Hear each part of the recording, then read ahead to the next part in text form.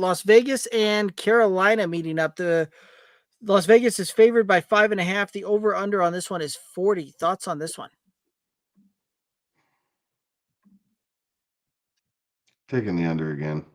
Like, just eventually we'll be wrong on all these unders, but the unders are definitely treating the NFL well here for the gambling community going so far. So leaning heavy on those. 5.5 is an interesting number. Like, I don't. I think I'm going to take it. I think I'm going to take Vegas to cover the 5.5 on the road. Um, that one might come to bite me here a little bit, but the way that they're using the tight end, Bowers, has been great to help kind of move the chains. Davante Adams got involved with the late touchdown that won the game for him last week in Baltimore. And I think that win in Baltimore did the Raiders a lot of good for morale. We're going to carry this one through. We'll see more Zamir White this week. Um, with what's perceived to be a positive game script. So we should see a little bit more of him. But um, yeah, Vegas covers and the under.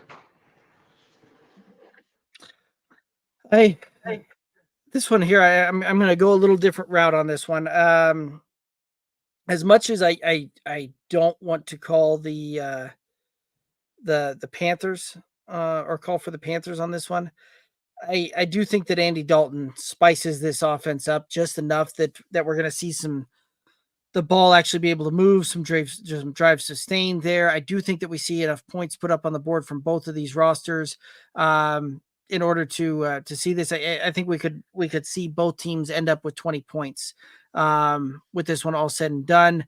So I do like Carolina to with the points there. I do think that the over comes into play. I do really like that call on Zamir White, right? Earlier in the week, you had um, Antonio Pierce talking about, utilizing that and really kind of, still showing the support behind Zamir White. So very well could have some decent games there.